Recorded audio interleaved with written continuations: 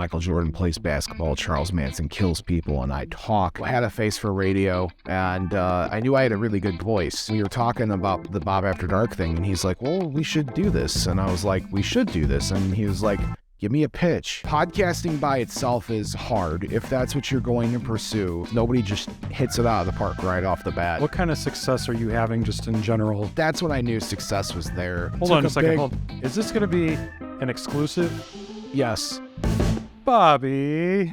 Sredy. Bobby. Am I allowed to call you Sredy on here? You are. I do go by Sredy. Sredy.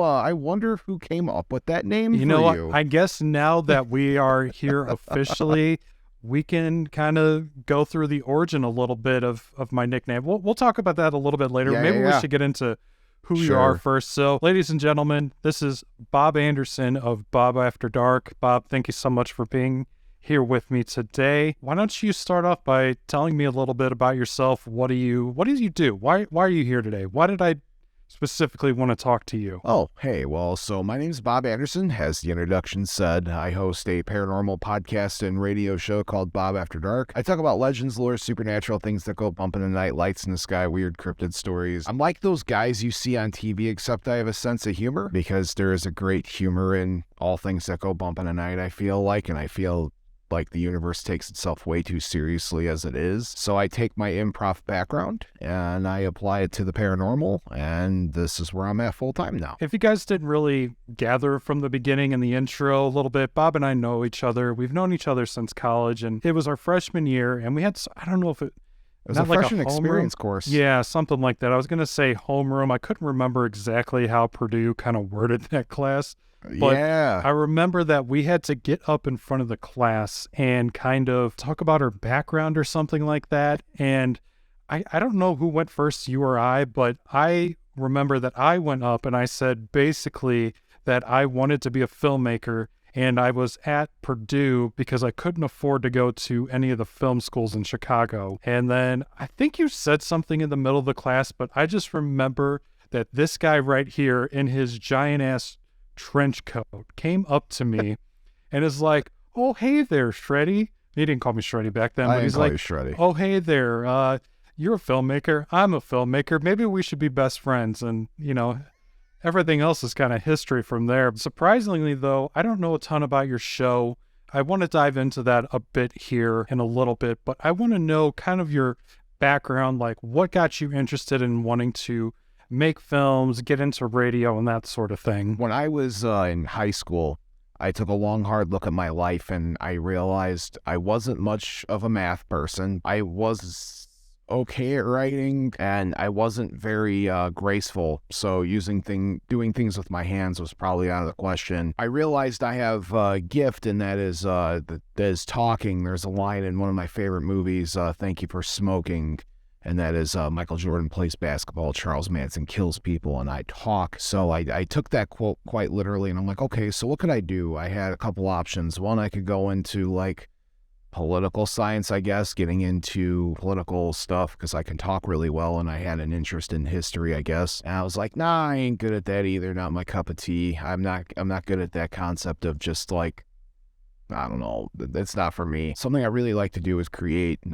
visually and audioly. Audioly is not a word, but visually and audioly, I was really good at. So I made really crappy films in high school, like YouTube short films and stuff that was really janky. And I was like, man, I had a lot of fun with this. And then I saw the movie Ed Wood right around my senior year of high school, the Tim Burton film, which starring Johnny Depp, where he plays the filmmaker Edward D. Wood Jr. And it changed my life. Here's this guy who wanted to make movies, so that's exactly what he did. And then I took some inspiration from James Rolfe, the Angry Video Game Nerd, and I was like, wow, film school's an actual thing. And then I realized very fast I couldn't afford film school, so I decided on going into Purdue Cal by a complete mistake. And from there, my options were radio broadcasting, radio TV broadcasting, so I had to apply that to film background, and that's my background. Funny that you mentioned all that, because I feel like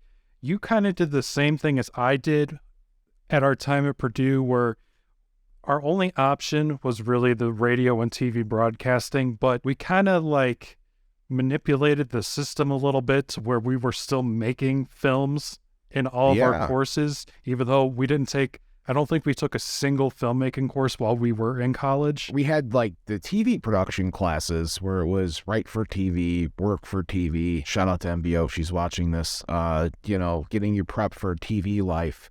And I took a lot of what I learned from TV and I applied it to the film world. And it was fun stuff for a long time. So we did make videos as much as we could in college. And I think I pestered our old Professor Ken Bernowski a lot to be like, hey, can we like make videos instead of watching movies? I mean, he really didn't argue with it either, because like, No, I mean, at like some point, I felt like you and I kind of took over. Like I remember distinctively one of our classes. It was the advanced TV class. That's exactly what happened. Like he wanted to watch a movie or something, and Bob's just like, forget about that. How about we just do a challenge where we just go off and make something? So we both, I think like half the class was directed by me and I think half the class was directed by you.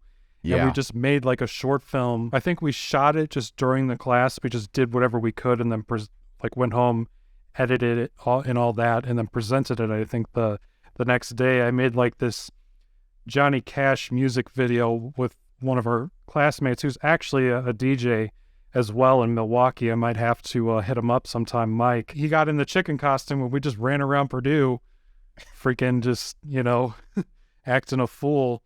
But it was actually quite fun. I don't remember exactly what you made, if you want to remind me of that. Oh, geez. I remember somebody was going to jump off the parking garage roof, and they had this angel and demon kind of battle talking to each other on the shoulders. Yep. Yeah. So that was my thing, because I took a lot of inspiration from the concept of like, my own personal battles with like wanting to give up, et cetera, et cetera. So I did a lot of that in my personal work, and then I realized, life's okay. So I don't really draw from that inspiration anymore, but it's still there, you know what I mean? We did make a lot of short films over the years, like we mentioned. You and I participated in the 48-hour film project several times. Maybe that's a discussion for a different day, but I know that in the earlier days of when we were doing all those things, you were also pursuing radio in some capacity. So I remember specifically that you were a part, I don't remember the broadcasting name, but you were doing an online radio show at one point when we were younger. Was. I'm not going to mention that name, but I had a face for radio, and I knew I had a really good voice. I was always told that I'm able to manipulate like emotions and stuff through my voice. I'm able to bring about a different Bob. I could be sexy Bob or emotional Bob through my voice, and through that I was like, well, let's try this radio thing, because I don't think podcasting was where it was at then it is now. I wanted to do something creative, and radio was like, all right, that's what I'm going to do. Little did I know that's not what I wanted to do, but I wanted to get into podcasting, but it wasn't, I didn't have that option back then. Or I did, but it was very infancy. Your show is basically a paranormal podcast. We'll talk a little bit more about details about that, but what piqued your interest just in general about paranormal, like the genre of paranormal? When I was a kid, very young, there was a show on TV called Unsolved Mysteries, and Unsolved Mysteries was like this reenactment, half true crime show, half paranormal. Like they would do like, this person was murdered and this person was kidnapped, or there was this bank robbery. And then occasionally you'd have a really cool ghost story at the end, one of which was the Resurrection Mary ghost story out of the south side of Chicago, and right on Archer Avenue. And I grew up right over there on the south side. So it was a pretty cool thing to be like, I know that story, and seeing it on TV. I was like 7, 8 years old, I think, at the time. And I always had a fascination because of that. There was always like this, I like horror, I like spooky stuff. That's where it kind of came from. I drew inspiration from Unsolved Mysteries, and then there was a couple of, before the TV boom that is now, if you turn on a travel channel, it's all paranormal shows all the time. But back in the day, you had like Scariest Places on Earth was hosted by Linda Blair, the original Taps, stuff like that. So that was something I was always interested in. And then horror came about with that too. So it went hand in hand with my two favorite things, paranormal and horror. I know that your show, Bob After Dark, has kind of gone through a couple different renditions throughout the years. Walk me through sort of the early stages of that show into what it's become today. I took advantage of a brand new thing that came out, and that was Facebook Live. Twitch back then, super in infancy, nothing like it is now. But Facebook Live was this fresh new thing where I can go live and just talk, and, my friends could tune in and watch. And the original name of the show was Bob Talks About Stuff and Sometimes with Others. And I realized very fast that name was not going to work. It was way too long. So the first episode I did, when I came up with the name of the episode, is Bob After Dark, and I talked about my day. From there, I was taking improv classes at IO, at the time Improv Olympics, rest in peace. I wanted to do more stand-up and more acting stuff. Not acting per se, but I just wanted to be more talent-orientated, because at the time, I graduated from school and I had this, almost this burnout. I'd spent a lot of time in college working on video. And I was like, okay, video's great, fine and dandy, but what else can I pursue and try with my life? And it's not something I ever gave up. I still love video, but I really wanted to try something different. And I didn't get that opportunity really in college because I was always behind the camera. I was Shredy's cinematographer for everything, and that made me happy. But I wanted to try something, and I did. So I started applying it to Facebook Live, and I would talk about like nerdy stuff, movies and comics and video games. And then I got an opportunity to do radio.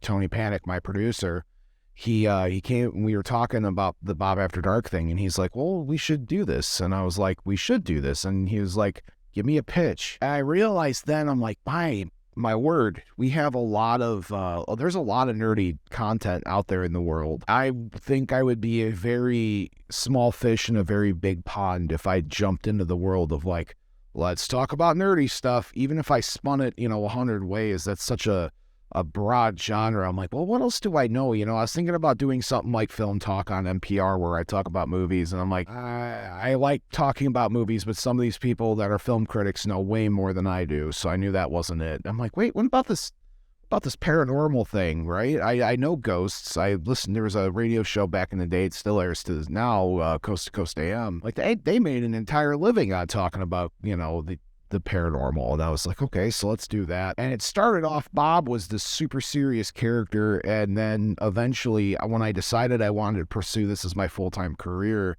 I had to sit down and talk with producer Tony Panic and my partner. And it was, what am I going to do? I don't feel like this is me. And then somewhere down the line, probably after the first year, it was, Bob, you yourself are a character. You should be, you shouldn't pretend to be somebody you're not when you're doing this sort of a thing, and just be you. And that's exactly what I did. It took me a very long time, but I got to it where, people ask me, the Bob After Dark thing, and it's just me. Realistically, I don't really put on an act for that. And it's a lot of fun being my own character, Can you kind of walk me through like what goes into producing an episode of a podcast like that? Because you're doing both audio and video, correct? I am. So the video is handled by producer Tony Panic. He does all that, because if I had to handle both, I would literally be bouncing off the walls. For me on the podcast side, because I do direct, I host, and I edit the audio side of things, and I also do the research. Sometimes when it comes to a topic, it's really, I pick and choose randomly. Some days I'll just go online, find an article, and I'll be like, okay, let's do that. Or I'll find like fun wiki articles about a cryptid, whatever, and I'll be like, okay, that'll make for an episode. Or just a popular trope. I did like episodes on like spiritual communication with like Ouija boards and stuff like that. So just whatever comes to mind. So I pick a topic, I do my research, I flesh it out, I break up my show into two parts. I have my actual like subject matter, and then the top of the hour, I have the weird spooky news of the week. That's where I find like weird, news articles. My fans send these in to me. If there's like a ghost sighting and it's making it in major media, or advances in science that like borderline on science fiction, I merge those two together and I produce this show every week. A lot of people tell me I'm absolutely crazy for doing a once a week show, because it's not very common in podcasting realm. You have corporate podcasts that usually go daily, but they talk about like corporate stuff. And then you have the creative side of things. Usually creatives do it every other week or once a month. And here I am. I'm like, every day, every week, I'm going to be doing this. And at one point I was balancing every week with a full-time job. And then I stopped doing that. And here I am now. Now that you brought up right there at the end, as far as making that transition from working a 9 to 5 to doing this, what gave you the confidence to make that leap? Big savings account. I'll be completely honest with you. I think anybody that wants to dive into the realm of content creation full time, and that goes into a lot of places, like, if you're doing freelance editing or freelance videography, whatever it might be, I'm just going to call that all content creation. Right. Somebody can fight me later if they want to about that. But It really is. yeah. So, I mean, you have to understand that it's going to be hard at first. Nobody just hits it out of the park right off the bat. I know guys that are seasoned veterans that'll still take up Ubering on the side, like, to help them out during, slow season. So I saved up enough money. I talked it over with the people closest to my life. I had some serious life changes at the time that was going to force me to leave my full-time job anyway, and I needed something to do that wasn't just like gig work. Gig work's fine and dandy, and especially if you're pursuing this full-time, gig work is your best friend. I started doing that, and then convention bookings happened. I get booked for a lot of conventions, and I get to travel all over the country, which is really cool. That helps out quite a bit too, but number one thing, my confidence to do it was the bank account. And I had a plan. I feel like most people that dive into doing content creation full time, you don't have a plan, and you don't have a backup plan, and you don't have a backup plan to back up that plan, which is what I did. I do a lot of freelance stuff still, but it's not like, that's at my leisure. I could pick up and do somebody's social media campaign and I'm done. I'm good. I walk out and I'm back to Bob After Dark. What platforms are you currently streaming on? How many downloads would you say you're getting? Like, because it seems like from what you've told me and just seeing the crowds you get at these cons, like what kind of success are you having just in general with the show? Success for my show was when I had my first person come up to me in public and said, "Hey, aren't you Bob from Bob After Dark?" And I was like, "Yeah." That's when I knew success was there. It's a hard question, so the numbers are weird, so I'm not gonna answer that question just because I vary so much. I put out a lot of content. So for me, I'm not worried so much about numbers as I am repeat customers, if that makes sense. Yeah, absolutely. I want to maintain a viewership. I don't want just one-off episodes, and that's the end of that. I am a part of a podcast network, Memoriam Development. Shout out to them. They're an amazing group of people that help me get my stuff sorted.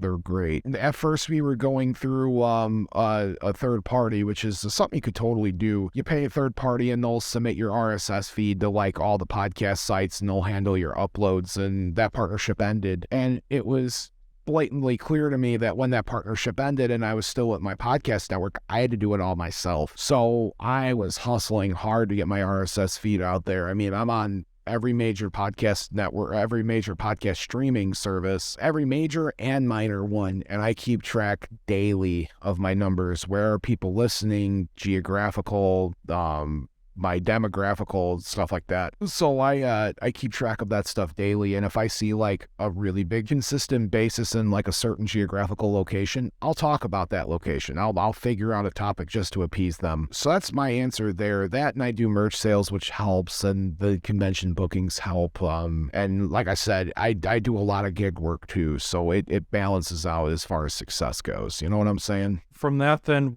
is the show, just by itself, not considering sort of all the side stuff, is the show bringing in more money than you're taking out, as far as not just expenses, because since you are kind of doing it full time, but are you able to make a living from it essentially? Or are you not?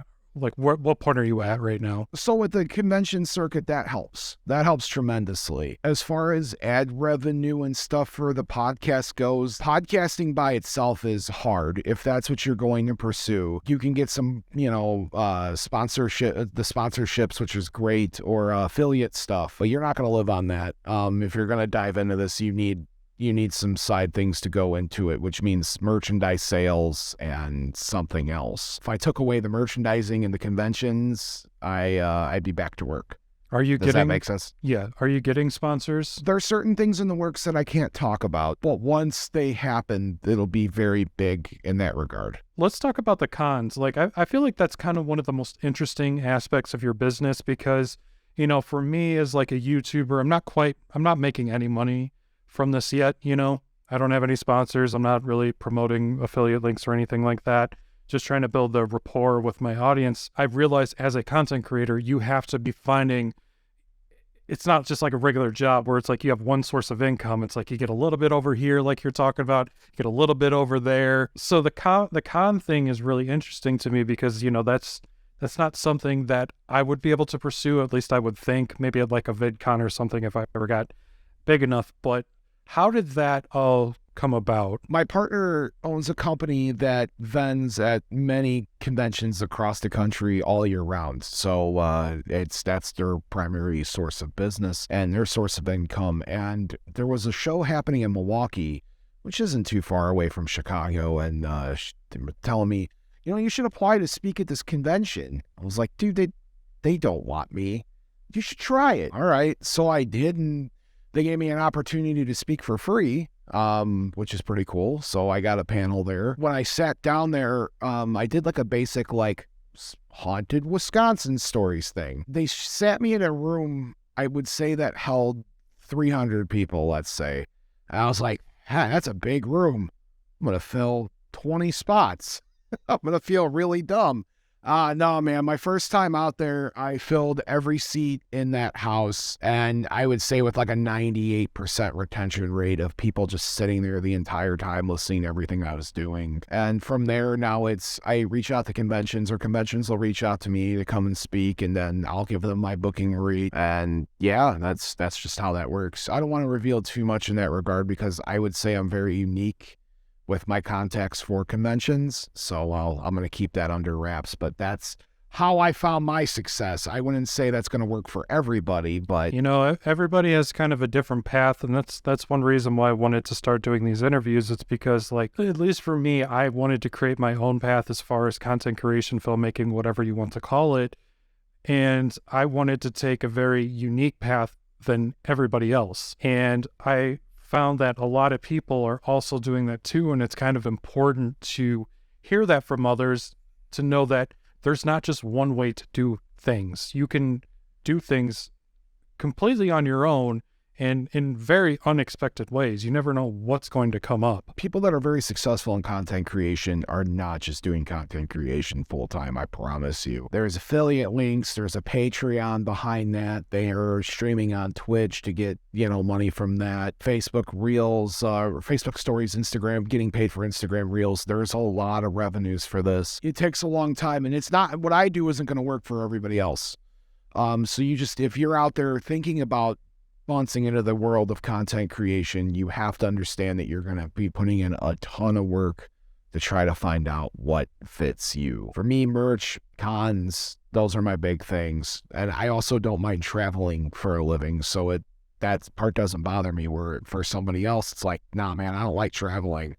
Well, then the cons aren't your answer. You get what I'm saying? So everybody's got something different they're going to do. In your opinion, what do you think has contributed most to your success? There's 3 parts to that answer. The first one is complete luck. I got very, very lucky with making the connections I did. I got very lucky in people taking a risk on me, right? People that might think to do the realm of, I don't know, whatever if they're going to do conventions, man, that you have to be willing to write things out in very detailed ways that make those people like you. And I know a lot of these people, like a lot of conventions I speak at, are like anime orientated, even though I'm not that type of person. But these guys stick their necks out for me to make sure that I'm doing what I'm doing, that they believe in me. I would say my personality really helps. I'm very persistent, both on speaking terms, just with people, and my work. I am very, very persistent. So that's my second one. And then my third one is just making connections with people, man. It is such a dog-eat-dog world out there in both any kind of form of content creation. So it's all about making connections. And the other thing is, like, I like to always have a personal touch. Any one of my clients, I know something about their lives. And whenever we talk, I always try to bring it up because it's just, you know what I mean? It shows that I care, and I legitimately do. Because at the end of the day, when business is over, I still like to have that relationship with them because, you know, it's just nice. It's courtesy, in my opinion. So as we kind of wrap up here, I wanted to ask you, what's next for you? What do you have in the works right now? Where are you hoping to take your show, your life, and just anything else you got going on? So there's one thing I can talk a little bit about. About a year and some change ago, I went out on the East Coast and I shot a TV pilot with a very talented TV producer that Hold on a second. Is this going to be an exclusive? Yes. Oh, baby. I have another big exclusive I'm going to drop on you too. Oh, man. This is getting spicy. So people know that I shot this TV show, right? It's not secret, but I'll tell you a little bit about it. I got very lucky with this TV producer, and he took a big gamble on me. He took a really big gamble on me.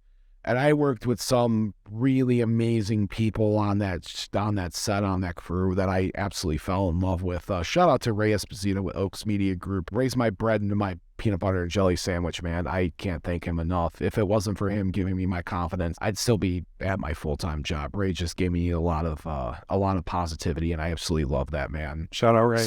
Shout out Ray. He's great. So I'm working on this TV pilot. We're done. The TV pilot's officially finished. The edit's done. We're currently in the process of finishing up our pitch deck. People that know what that is. It's your show Bible. So we're getting ready to finish that up. And then I could tell you a little bit about the show. All I could tell you is it's a paranormal travel show. Think Anthony Bourdain meets Zach Baggins, but I'm the host.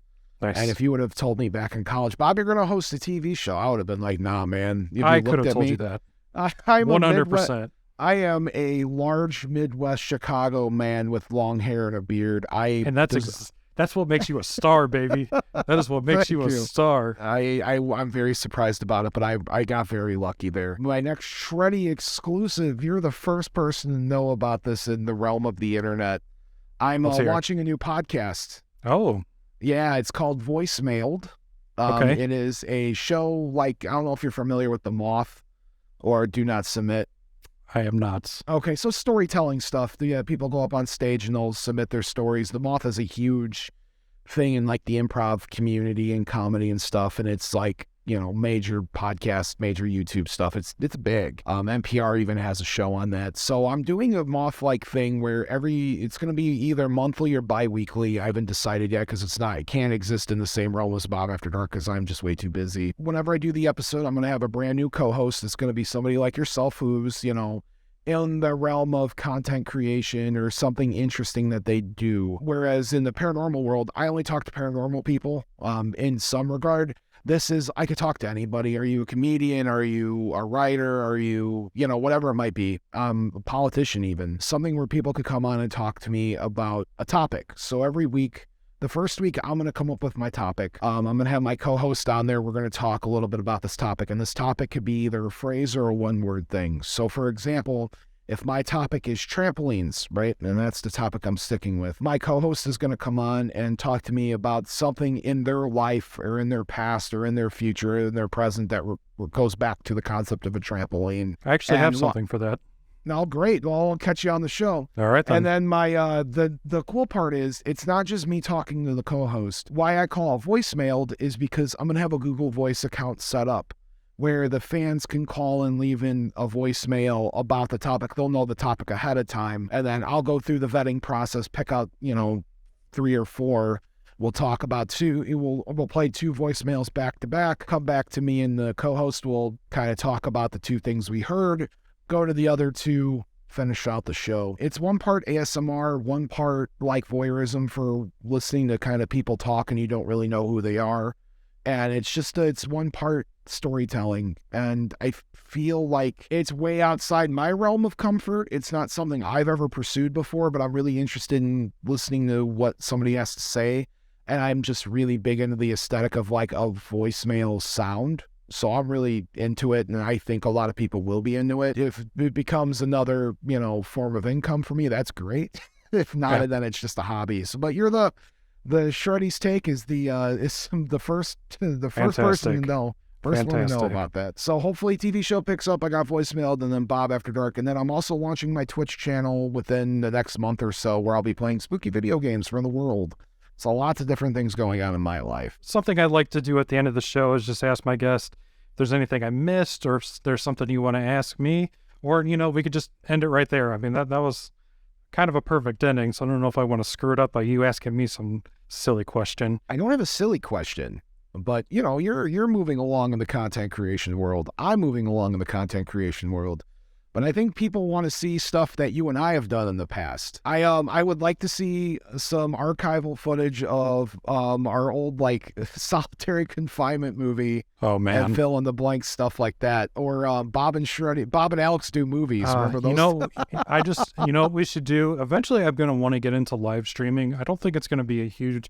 Maybe if this actually becomes something, and I'd love to be able to do these shows live instead of recording it in just some random time, that kind of thing. So I think maybe I'll have to have you back, and we'll just have to, shoot the shit and just go through the past. I guess now would be a good time to bring up the Sredy nickname. How did you come up with my nickname Sredy that literally everybody calls me now?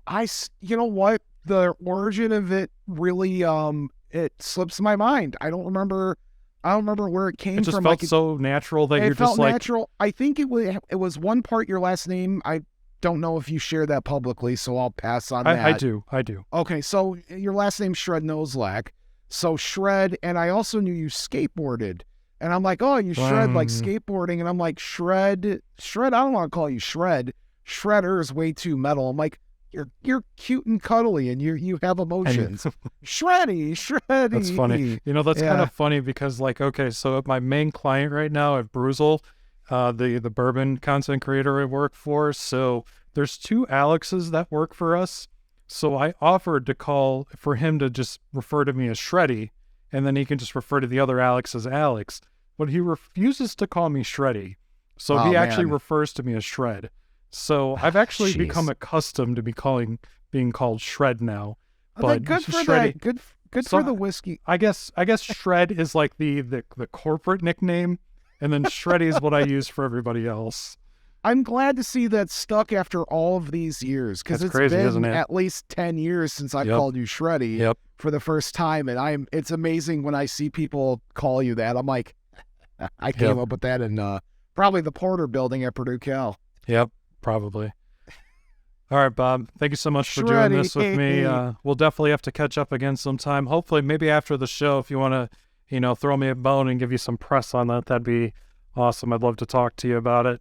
Yep, absolutely. Sredy, thank you for having me. Absolutely. This was a lot of fun, Bobby. Sredy. Bobby. Bye, everybody. Bye, guys.